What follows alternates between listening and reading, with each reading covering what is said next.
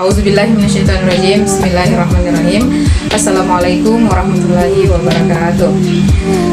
Alhamdulillahirrabbilalamin. Wassalatu wassalamu ala asyrafil anbiya'i wal mursalin Sayyidina Muhammadin wa ala alihi washabihi ajma'in, amma ba'd. Puji syukur kita panjatkan atas kehadirat Allah Subhanahu wa Ta'ala, karena kita masih diberi nikmat kesehatan, kesempatan untuk bisa mengikuti program belajar mengajar walaupun berbasis online. Pun tanpa pula kita mengirimkan salawat menyertai salam atas junjungan Nabi besar kita Nabiullah Muhammad SAW, di mana Nabi yang membawa umatnya dari alam gelap gulita menuju alam yang terang benderang, yang disinari oleh iman dan takwa, atau dengan kata lain minaz zulmati ilan nur. Baiklah, perkenalkan, kami dari kelompok 3 beranggotakan 5 orang, di mana saya sendiri Reski Nating sebagai moderator, dan 4 rekan saya yaitu Asma Syamsu, Nur Aziza, Yansi, dan Yuda Rahma. Saya persilahkan kepada saudari Asma Syamsu untuk memaparkan materi pertama. Bismillahirrahmanirrahim. Assalamualaikum warahmatullahi wabarakatuh. Pertama-tama saya ucapkan terima kasih kepada moderator yang telah mempersilahkan saya. Perkenalkan, nama saya Asma Syamsu. Di sini saya akan menjelaskan tentang definisi konflik dan definisi kekuasaan. Yang pertama itu definisi konflik. Konflik secara etimologi adalah pertengkaran, perkelahian, perselisihan tentang pendapat atau keinginan atau perbedaan, pertentangan, berlawanan dengan atau berselisih dengan. Adapun konflik dalam Kamus Besar Bahasa Indonesia mempunyai arti percekcokan, perselisihan, dan pertentangan. Sedangkan menurut Kamus Sosiologi, konflik yakni pertentangan secara terbuka antara individu-individu atau kelompok-kelompok di dalam masyarakat atau antara bangsa-bangsa.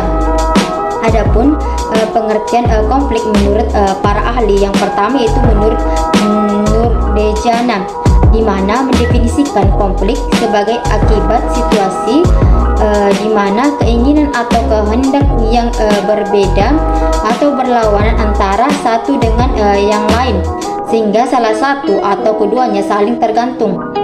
Adapun menurut Gilman dan Thomas, konflik merupakan kondisi terjadinya ketidakcocokan antara nilai dan tujuan-tujuan yang ingin dicapai, baik yang ada dalam diri individu maupun dalam hubungannya dengan orang lain. Adapun menurut Wallace, Stefani, Shermorham, Wood, dan Osman, yang dimaksud dengan konflik dalam ruang lingkup organisasi adalah suatu situasi di mana dua atau banyak orang saling tidak setuju terhadap satu permasalahan yang menyangkut kepentingan organisasi dan atau dengan timbulnya perasaan permusuhan satu dengan yang lainnya. Dari pengertian menurut para ahli, dapat disimpulkan bahwa konflik merupakan peristiwa yang terjadi antara dua individu dalam suatu keadaan tentang pendapat atau keinginan. Adapun peristiwa yang terjadi seperti pertengkaran, perkelahian, perselisihan terhadap pendapat atau keinginan yang berbeda atau berlawanan. Materi yang kedua yaitu definisi kekuasaan. Kekuasaan adalah kemampuan aktual atau kemampuan potensial yang dapat digunakan untuk mempengaruhi orang lain, sehingga orang lain tersebut akan bersikap atau bertindak sesuai dengan yang diharapkan atau yang diinginkan, sehingga tingkat semakin tinggi kedudukan seseorang di dalam organisasi, maka semakin besar pula kekuasaan yang dimilikinya, dan begitu pula sebaliknya.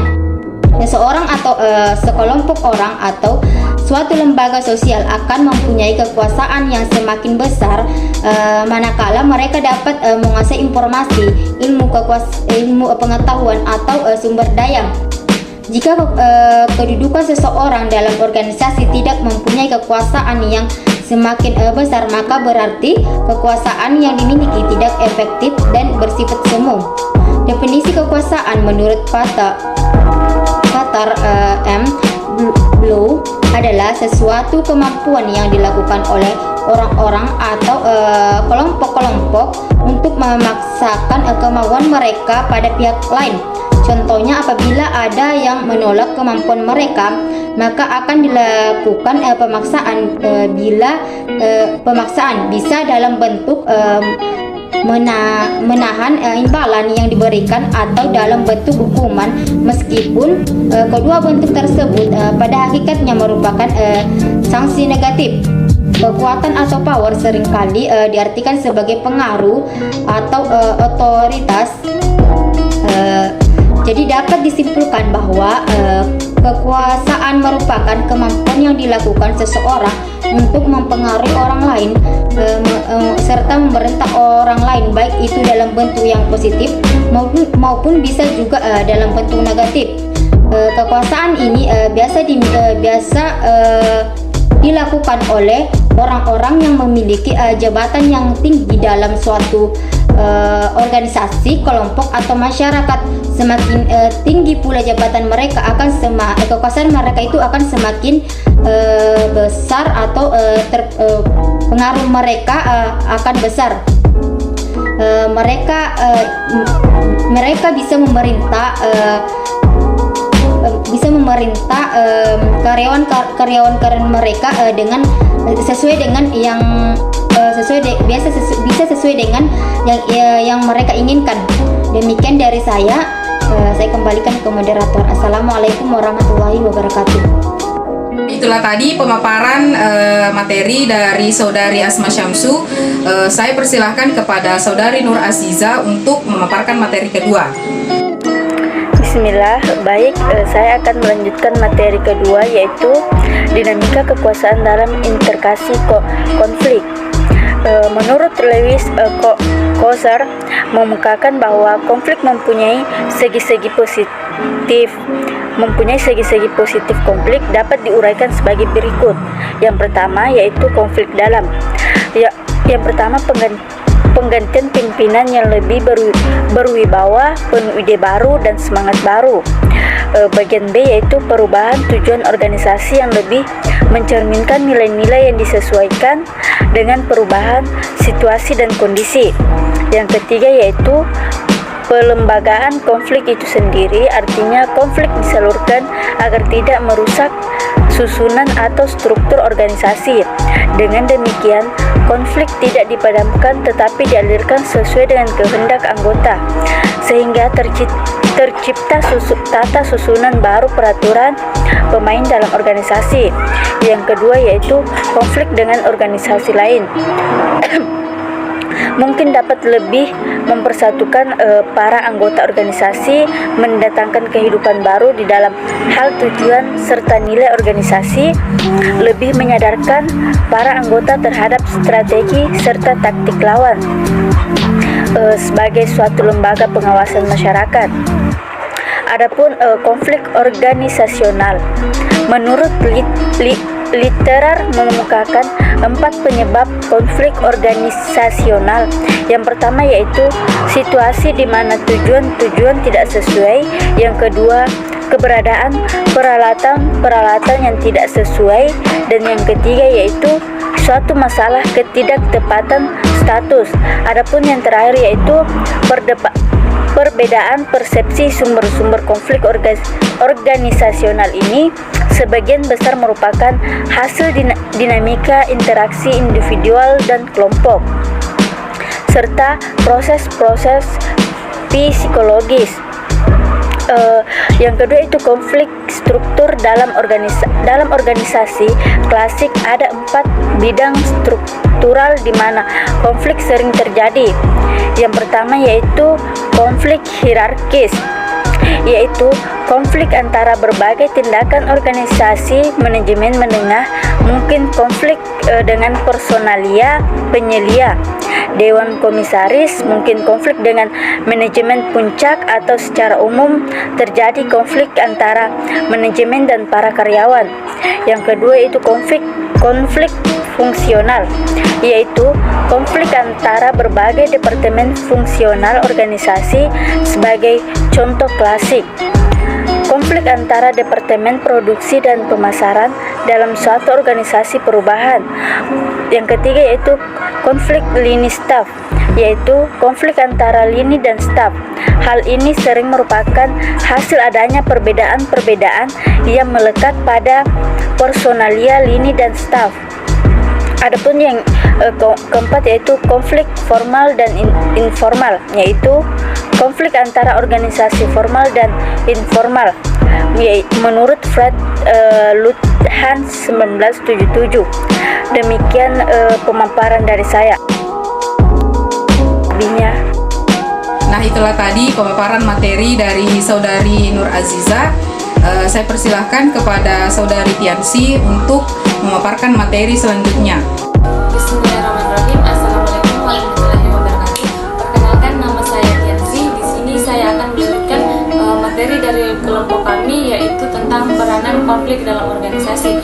Secara tradisional, pendekatan terhadap konflik organisasional adalah sangat sederhana dan optimistik.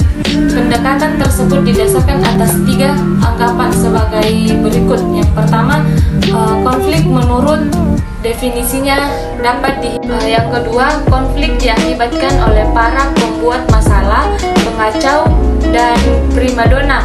Ketiga, bentuk-bentuk wewenang legalistik seperti berjalan melalui saluran-saluran atau berpegang pada aturan ditekankan. Dan yang terakhir, korban diterima sebagai hal yang tak dapat dielakkan.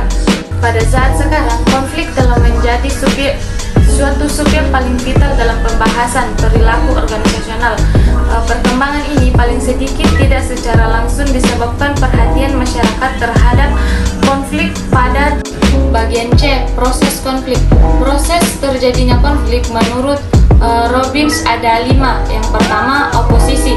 Oposisi atau ketidakcocokan potensial adalah kondisi yang menciptakan kesempatan untuk memunculkan kognisi dan personalisasi. Kognisi dan personalisasi adalah persepsi dari salah satu pihak atau masing-masing pihak terhadap konflik. Ketiga, maksud. Maksud adalah keputusan untuk bertindak dalam suatu cara tertentu dari pihak-pihak yang berkonflik. Maksud dalam penanganan suatu konflik ada 5, yaitu yang pertama, bersaing, tegas dan tidak kooperatif, yakni sebuah hasrat untuk memuaskan kepentingan seseorang atau diri sendiri, tidak peduli dampaknya pada pihak lain dalam suatu episode konflik. Yang kedua, berkolaborasi. Apabila pihak-pihak yang berkonflik masing-masing memiliki hasrat untuk memenuhi sepenuhnya kepentingan dari semua pihak, kooperatif dan pencarian hasil yang bermanfaat bagi semua pihak. Yang ketiga, menghindar. Apabila salah satu dari pihak yang berkonflik memiliki hasrat untuk menarik diri, mengabaikan dari atau menekankan sebuah konflik. Yang keempat, mengakomodasi. Apabila suatu pihak berusaha untuk memuaskan seorang lawan atau kesediaan dari salah satu pihak dalam suatu konflik dan yang terakhir, berkompromi, yakni sebuah situasi di mana masing-masing pihak dalam suatu konflik bersedia untuk melepaskan atau mengurangi tuntutannya masing-masing. Itulah tadi pemaparan materi dari Saudari Tiansi. Saya persilahkan kepada Saudari Yulia Rahma untuk memaparkan materi terakhir dari kelompok kami. Selanjutnya yang keempat, perilaku. Perilaku mencakup pernyataan, tindakan dan reaksi yang dibuat untuk menghancurkan pihak lain, serangan fisik yang agresif, ancaman dan ultimatum, serangan verbal yang tegas, pertanyaan atau tentangan terang-terangan pada pihak lain, dan ketidaksepakatan atau salah paham kecil. Yang kelima, hasil. Hasil adalah hubungan aksi-reaksi antar pihak yang berkonflik dan menghasilkan konsekuensi. Proses terjadinya konflik menurut Fondi yaitu yang pertama, konflik laten adalah tahapan dari munculnya faktor penyebab konflik dalam organisasi. Yang kedua, konflik yang dipersepsikan. Tahapan ini salah satu pihak memandang pihak lain sebagai penghambat atau penghalang pencapaian tujuannya. Yang ketiga, konflik yang dimanifestasikan. Tahapan ini perilaku tertentu sebagai indikator konflik sudah mulai ditunjukkan seperti adanya sabotase, agresi terbuka, konfrontasi, rendahnya kinerja dan lain sebagainya. Yang keempat, resolusi konflik. Tahapan ini yang terjadi diselesaikan dengan berbagai macam cara dan pendekatan. Yang kelima, konflik aftermath.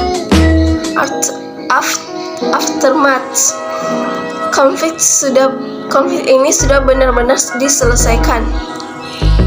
Proses terjadinya konflik menurut Simis yaitu yang pertama, tahap antisipasi, di mana mulai merasakan munculnya gejala perubahan yang mencurigakan. Yang kedua, tahapan menyadari, di mana perbedaan mulai dieksepsikan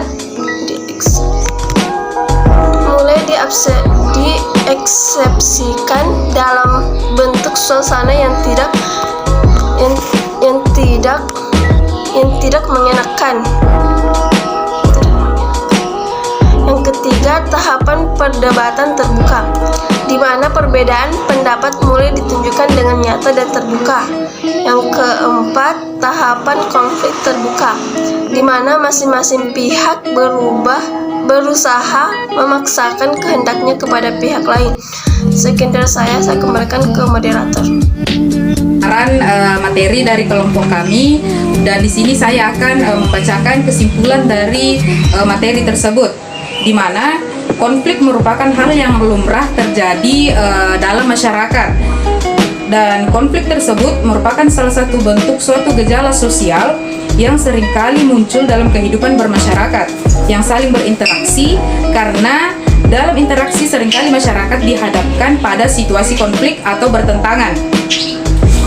Konflik dilatar belakangi oleh perbedaan ciri-ciri di bawah individu dalam suatu interaksi. Perbedaan-perbedaan tersebut diantaranya adalah menyangkut ciri fisik, kepandaian, pengetahuan, adat istiadat, dan keyakinan. Nah, itulah hasil dari makalah kami. Kurang dan lebihnya mohon dimaafkan. Wabillahi taufiq wal hidayah. Wassalamualaikum warahmatullahi wabarakatuh.